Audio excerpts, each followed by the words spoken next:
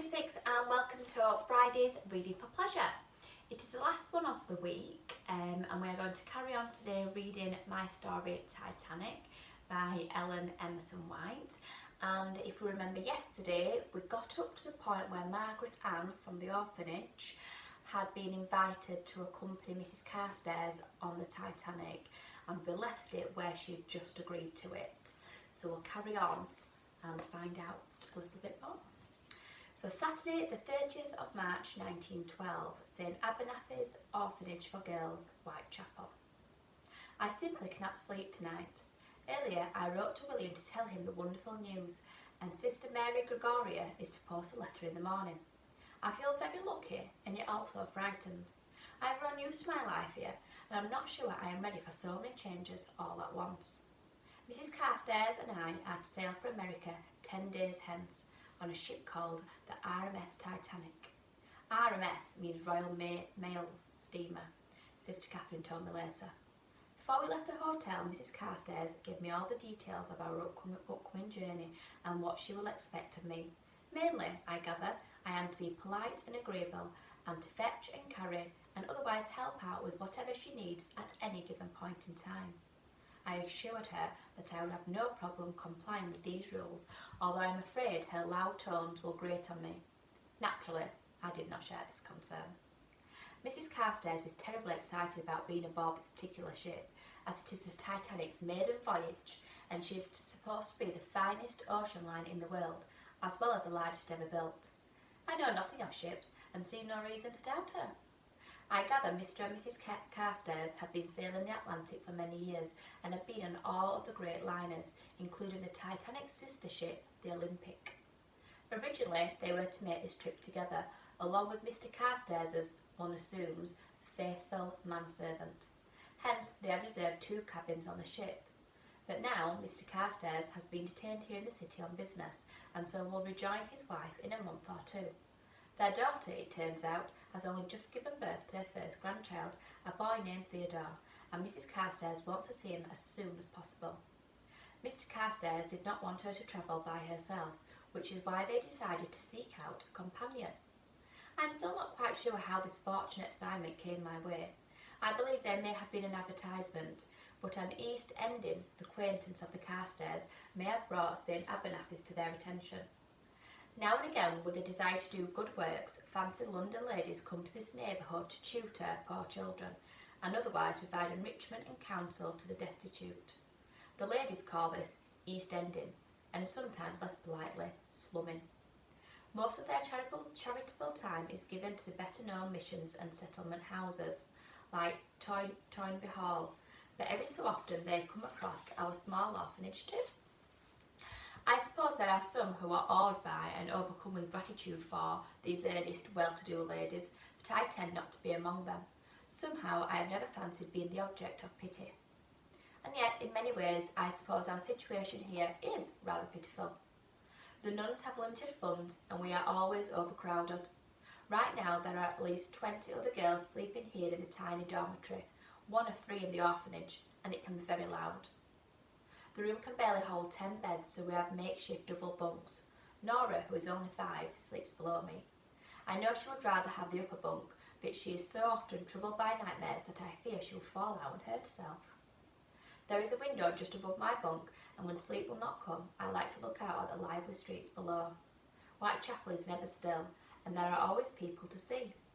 There is a public house around the corner, and I am particularly fond of listening to the sounds of music and laughter. I was not quite 8 years old when I came here. No, the true story is that William left me here, one cold and desperate night, some 5 years ago. When my family lived in Wapping near the river, we were happy. We rented the bottom half of a cottage, which had 2 small rooms separated by a muslin curtain. Father worked very hard as a labourer at the London docks. When times were good, he helped load cargo. When work was scarce, he would toil as a coal whipper and come home black with soot. Mummy was always frail, but she took in sewing when she was able, and I would often wake in the night to her muffled coughing. We were worried about her greatly, but in the daylight hours she always had a smile for us. I suppose we were poor, but we never went without food. There was little money to spare, but Father always made sure that Mummy had her tea with sugar and that William and I had a glass of milk to drink. Once in a very great while, we would get to feast on fish and chips, all bundled up in newspaper. I don't know that there is any food I love more than fresh hot chips. After supper, Mummy would smooth out the newspapers and blot away the worst of the oil so that she could read whatever was beneath. I remember her helping me with my letters and numbers, and later we would read together for hours. One icy February afternoon, 3 burly men came to the door, twisting their wool hats in their hands and avoiding Mummy's eyes. A great load of crates had come crashing down at the docks, and although Father was able to push another worker out of the way, he could not save himself. They were very sorry, the men said, shuffling their boots. Mummy did her best to keep the family together. She began working in the rag trade and was gone from sunrise to sunset, sewing buttons in a hot, airless factory. She grew very thin, and we rarely saw more than a shadow of her old smile. Then, early the next spring, she took ill. Her fever raged, and William and I did not know what to do, other than make tea and try to feed her digestives. By the time Mr. Harris, who lived down the way, brought a doctor, a grey-faced little man dressed in a black suit, it was too late. These are hard memories, and I'll save the rest of the story for another time. Sunday, the 31st of March 1912, St. Abernathy's Orphanage for Girls, Whitechapel. Today was a quiet day, as Sundays generally are. We go to a very long mass in the morning, eat a substantial midday meal, and then have free time until our early evening tea.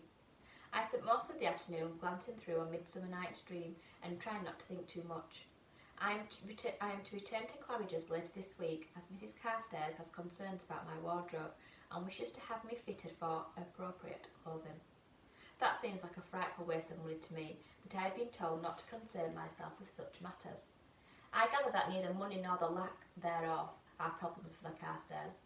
I would far prefer to wear the clothes I have, but when I broached this to Sister Catherine, she just sighed and said, "Be agreeable." As I sit here in the library thinking about the future, I cannot help also remembering the past. In his letters, William speaks about the colonies in glowing descriptions, but I'm still feeling a trifle hesitant. I scarcely know Mrs. Carstairs, and if we don't get on, the voyage could be difficult for both of us. I suppose, though, I can occupy myself with Florence. But this journey can only be easy compared to the horrible days after Mummy's death, when William and I were on our own. For a time we were able to stay with the McDougalls, who lived 3 streets down. I knew 2 of their daughters from the school. The McDougalls' small rooms were crowded, so William and I each slept in a burlap sack on the floor near the wood stove. Food was scarce, and William did what he could to provide for us so that it would not be a burden. I know he resorted to stealing more often than not, but if I asked him, he would get very angry, and I learned to avoid the subject. Mr. McDougal and his brother Kieran spent many an hour at the public houses and would come home much the worse for drink. They would be spoiling for a fight, and Mr. McDougal would swing out a big hand at anyone who looked at him cross-eyed. After I got knocked down a time or two, William grew to fear for my safety and packed up our few possessions one morning and took us away. But, of course, we had no place to go. We lived on the streets, sleeping in alcoves and doorways, or anywhere we could find shelter. Sometimes we were able to earn a few shillings by mudlarking, exploring the riverbanks and wading into the filthy water trying to find objects we could sell. Lumps of coal, lengths of rope, broken crates, anything that someone else might want.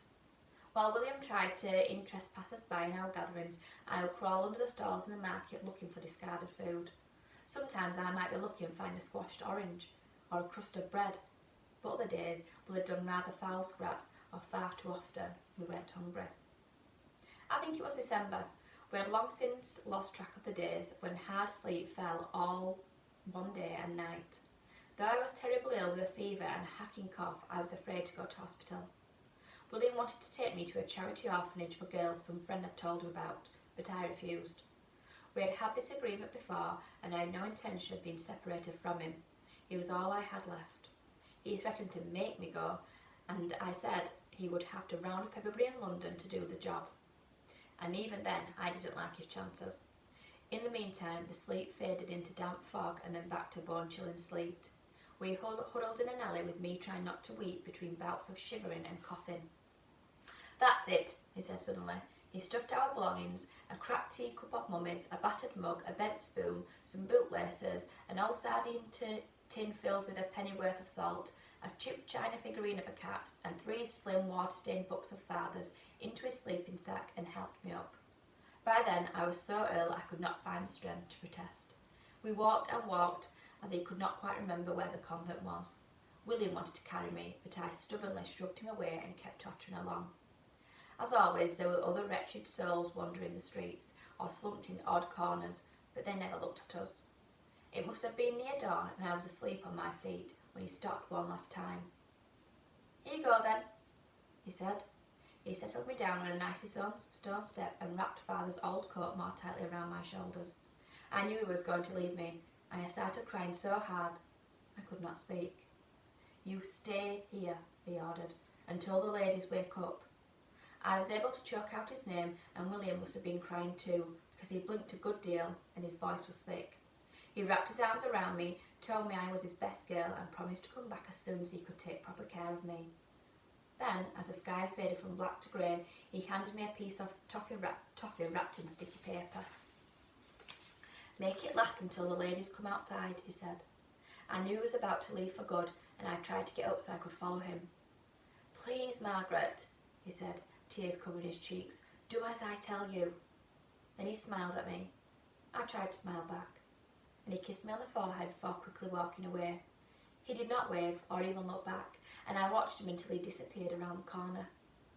When he was gone, I sobbed until I thought my chest might break apart. It hurt very badly whenever I took a breath, and my whole body shook with each harsh bout of coughing. I was dizzy and hot, and the gas lamp seemed to twirl around me.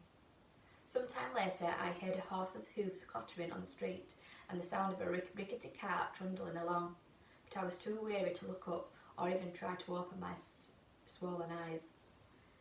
"Here now, what's all this?" a deep voice said above me. There was a clank as he set down some milk cans, then a harsh knocking on the thick wooden door where I was leaning. The door creaked open, and there were more voices, but I stayed huddled inside my father's coat, still crying. I can remember just staring at the cans of milk. I wanted one so much. Weak as I was, I had a notion that I could take one and dash away before they could stop me. I even reached out a shaking hand, but then thought of how ashamed Mummy would be, and pulled it back. I could not make sense of what was happening around me, but the man seemed to be gone, and the voices were all female now. There was talk of calling a police ambulance, and of whether a child who was so ill could be brought in among the others, and then of whether, after all, they could do anything other than bring in such a child.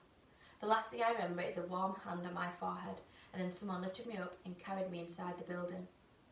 When I awoke many hours later, I was in a bare white room with a strange, sharp odour.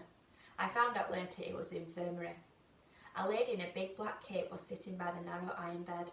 Her clothes frightened me, but her face was kind. I remember that she spooned some beef broth into my mouth and washed my face with cool water from a tin basin. I have been here ever since. I'm going to leave it there. So that is a little bit more about Margaret Ann's story and how she came to be in the orphanage. So when we carry on next week, I think we're going to find out a bit more about her journey on the Titanic. I hope you enjoyed that, everyone. Have a lovely weekend, and we'll see you next week. Bye bye.